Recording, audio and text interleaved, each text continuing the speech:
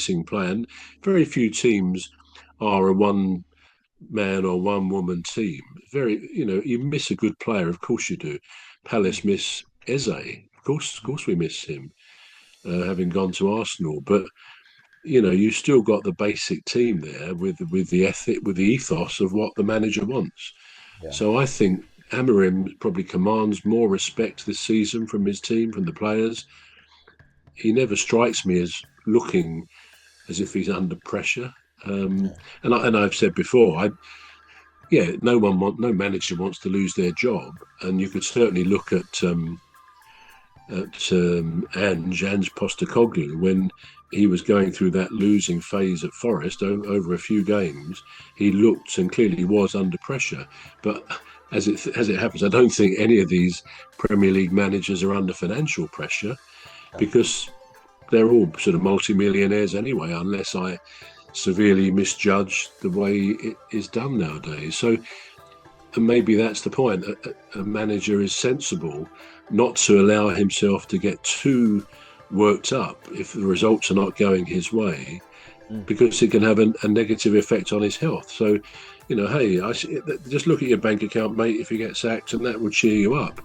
So maybe they then want to try and get another job. So it's not a bad job to have in terms of the risk of losing it for so-called failure, often after just a few games, because you're not struggling to feed yourself and your family. It's a different ball game, almost literally. So yeah, I don't sense Amorim ever looks under pressure, and that suggests he's a calm man, keeps control of his emotions, and almost definitely he will have the respect of his team, his players, but also the board.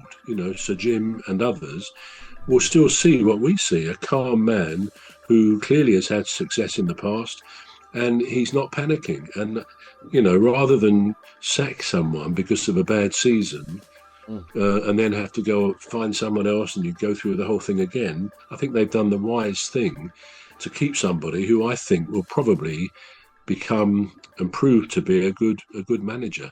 So Yeah. no, I don't think he'll be too worried about one player, however good that individual player is. But yeah, a month is a month, and of course then they've got to get match fit again, and so on. But he's got some other good players there, so I don't think he'll suffer. No.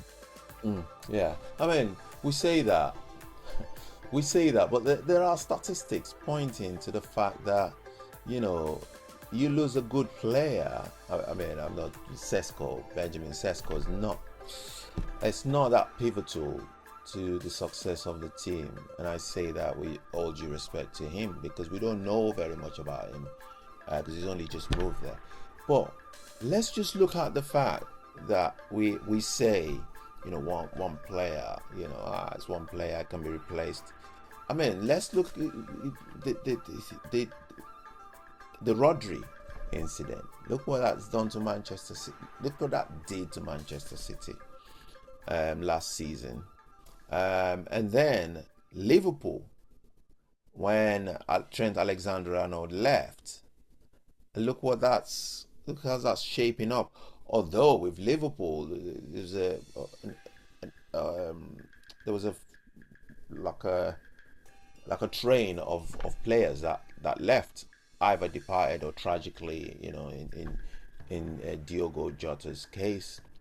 But do we really think that one player can't make that much of a difference to how a team's formation shapes up? Yeah, I mean, I think, having said, I don't think Sesko will make too much difference. Maybe that's a bit unfair on him, but I don't think he's established there yet properly anyway. But I do.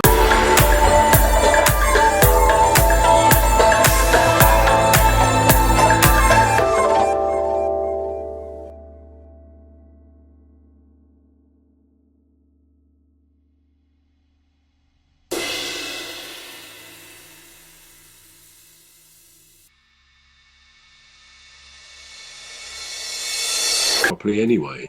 But I do agree that I think one player, an absence of one very good player, can make a hell of a difference. I mean, you could say, take last season with Spurs. Okay, Ange Postecoglou had a poor season. He did win the Europa Cup, but with the absence of Kane now for a couple of years, it's clearly you can see a train of results diminishing because he was a talisman there. He was a figurehead who scored the goals, as we saw on Sunday for England. He scored 2 goals, but he scored the 2 goals, which put him above Pele in international goals in the world. So I believe he's got 78 now. Pele had 77. Mm. So it's a tremendous, tremendous record, and he's likely to go on well into the 80s or 90s in terms of numbers of goals, depending on how well perhaps England do in the World Cup.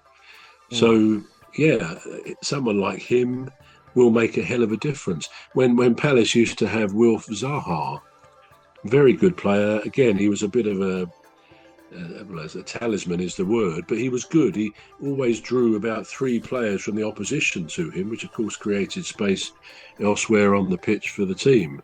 And when he was injured occasionally, or when he went, it did make a noticeable difference. There was a noticeable impact on the team because we didn't have that person who could find his way through. And once or twice in a game, a bit like Eze, Mm. he'll come up with a moment of real quality, real magic, and win the game for you. And Zaha was very much like that, as I say, and Eze as well. So yeah, it would be foolish to say the loss of a great player through injury or transfer wouldn't affect the team. But I think those things are overcomable, if that's the way to put it, by you compensate. You bring in other players, or you coach players to try and fill that role. Yeah, and somebody can't overnight suddenly fill the boots of someone like Eze or anybody else for that matter. And you can imagine when George Best, I guess when he retired, he retired very early, I believe. He was like 27, because really, I think because of his off the field problems. Mm. He became an alcoholic and all sorts of things. But from his heyday, I guess he must have made a difference to that team. Having said which, I think most Manchester United teams going back down the years were pretty good teams, pretty much up there with the top teams anyway. So they would have had other players to fill the position of best. But yeah, I can remember one player going back a few years at Palace, Don Rogers, who we bought from Swindon. Mm. And